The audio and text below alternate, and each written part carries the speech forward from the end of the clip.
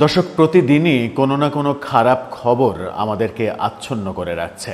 এবার ভয়াবহ একটা খবর আসলো কিছুক্ষণ আগে।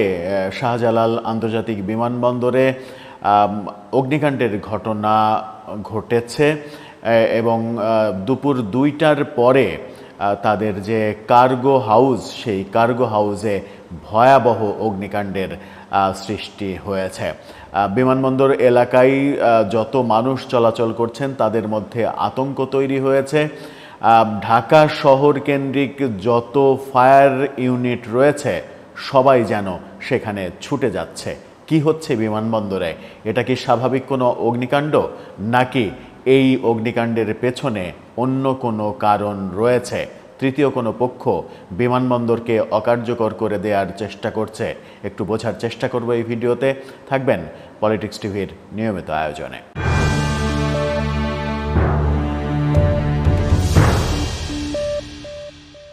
দর্শক, বলছিলাম আমাদের জাতীয় যে বিমানবন্দর শাহজালাল আন্তর্জাতিক বিমানবন্দর, সেখানে ভয়াবহ অগ্নিকাণ্ডের ঘটনা ঘটেছে। প্রথম আলো সর্বশেষ যেটা নিশ্চিত করছে, তাদের শিরোনামটা দেখে নিন। শিরোনামের ছবিতেই ভয়াবহ ধোঁয়ার স্তূপ দেখা যাচ্ছে।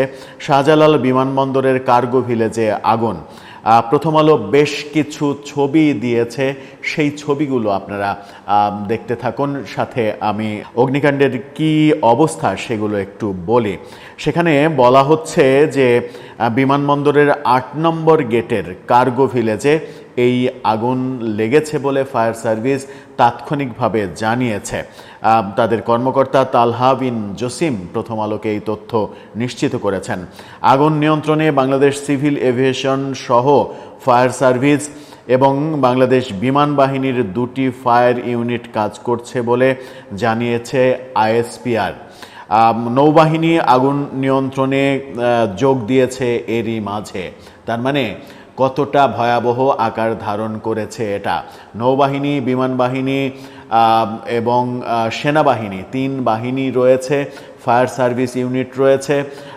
ফায়ার সার্ভিসের প্রথম আলো বলছে 18টি ইউনিট, কিন্তু সর্বশেষ তথ্য যেটা বলছে সেখানে 32টি ইউনিট পৌঁছে গেছে। 32টি ইউনিটের মধ্যে 18টি ইউনিট কাজ শুরু করে দিয়েছে আগেই, বাকিগুলো কাজ শুরু করার প্রস্তুতি নিচ্ছিল যখন এই ভিডিওটা করি। এই আগুন নিয়ে 2টি ভিডিও আমাদের হাতে এসে পৌঁছেছে। সেই ভিডিও 2টি আপনারা একটু দেখে নিন, তাহলে বুঝতে পারবেন যে আগুনের ভয়াবহতা কোন মাত্রায় গেছে।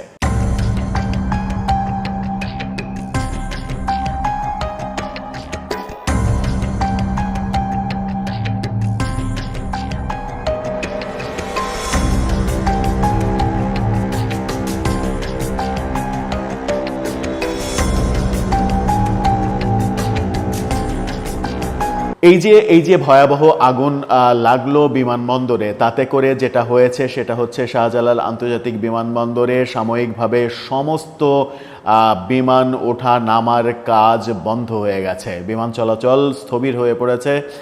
সেটা কখন নাগাদ আবার চালু হয় এই মুহূর্তে বিমানবন্দর কর্তৃপক্ষ নিশ্চিত করতে পারেনি। তবে তারা নিশ্চিত করেছে যে বিমানবন্দরে বিমান ওঠা নামার কাজ বন্ধ হয়েছে এবং রানওয়ের বিমানবন্দরের এই কার্গো এলাকা ঘেঁষে রানওয়ের কাছাকাছি যে বিমানগুলো ছিল সেই বিমানগুলোকেও নিরাপদে দূরে সরিয়ে নেওয়া হয়েছে।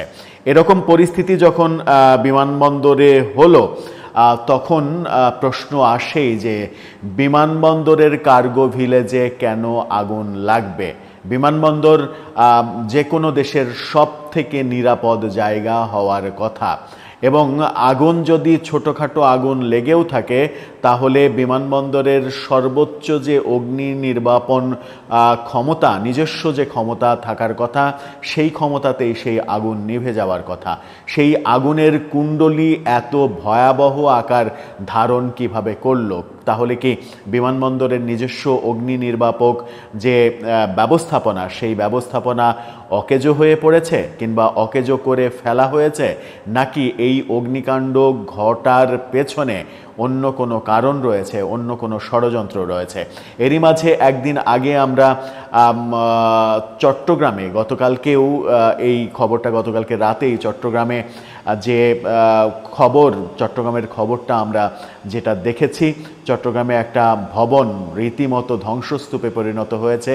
2 দিন আগে মিরপুরে অগ্নিকাণ্ডে 20 জনের মতো একটি গার্মেন্টস ফ্যাক্টরি এবং ওষুধের গোডাউনে, কেমিক্যাল গোডাউনে অগ্নিকাণ্ডে 20 জনের মতো মারা যাওয়ার ভয়াবহ ঘটনাও দেখেছি। এই যে অগ্নিকাণ্ডের ঘটনা সাম্প্রতিক পরপর মিরপুর, তারপরে চট্টগ্রাম, তারপরে একদিনের ব্যবধানে এবার সব থেকে সেন্সিটিভ জায়গা বিমানবন্দরে এই অগ্নিকাণ্ড লাগলো। এই অগ্নিকাণ্ডের পেছনে কোনো কারণ রয়েছে কিনা, দেশে কোনো অরাজক পরিস্থিতি তৈরি করার চেষ্টা হচ্ছে কিনা, গতকালকে জুলাই সনদ স্বাক্ষরকে কেন্দ্র করে আমরা যাচ্ছে তাই বাজে পরিস্থিতি দেখেছি সংসদ ভবন এলাকায়। সেই পরিস্থিতি নিয়ে যখন উত্তেজনা কমেনি, সেই পরিস্থিতির প্রেক্ষাপটে যখন জুলাই যোদ্ধারা আন্দোলনে যাবে এরকম ঘোষণা দিয়েছে, আগামীকালকে থেকে আন্দোলন, দেশের পরিস্থিতি এমনিই যখন উত্তপ্ত, শিক্ষকরা আগামীকালকে যমুনা ঘেরাও করবে, এরকম উত্তেজনাকর রাজনৈতিক পরিস্থিতিতে বিমানবন্দরে আগুন, এটাকে আপাত দৃষ্টিতে স্বাভাবিকভাবে দেখার কোনো কারণ আছে কি না, সেই প্রশ্নটাও যদি কেউ করে তাহলে অবাক হওয়ার কিছু থাকবে না। এখন সরকারের উচিত হবে যত দ্রুততার সঙ্গে সম্ভব, কারণ পুরো বিমানবন্দরের পুরো সিস্টেম শতভাগ সিসিটিভির আওতায় রয়েছে। সেই সিসিটিভির আওতায় থাকা ব্যাপারে মধ্যে কে বা কারা এই ঘটনা ঘটলো নাকি স্বাভাবিকভাবেই কোনো যান্ত্রিক গোলযোগের কারণে ঘটলো, সেগুলো পরিষ্কার হওয়া খুব বেশি কঠিন নয়। কারণ একটি বিমান যখন বিমান দুর্ঘটনায় পড়ে আগুনে একেবারে অঙ্গার হয়ে ছায়ে পরিণত হলেও বিমানে একটি যে ব্ল্যাক বক্স থাকে, সেই ব্ল্যাক বক্সটা কিন্তু নষ্ট হয় না। সেটা উদ্ধার করে সেখান থেকে তথ্য পাওয়া যায় যে এই বিমান দুর্ঘটনার মূল কারণ কী। সুতরাং বিমানবন্দরে সেই লেভেলের সতর্কতা এবং সেই লেভেলের নিরাপত্তা ব্যবস্থা থাকার মধ্যে নিশ্চিত করে এই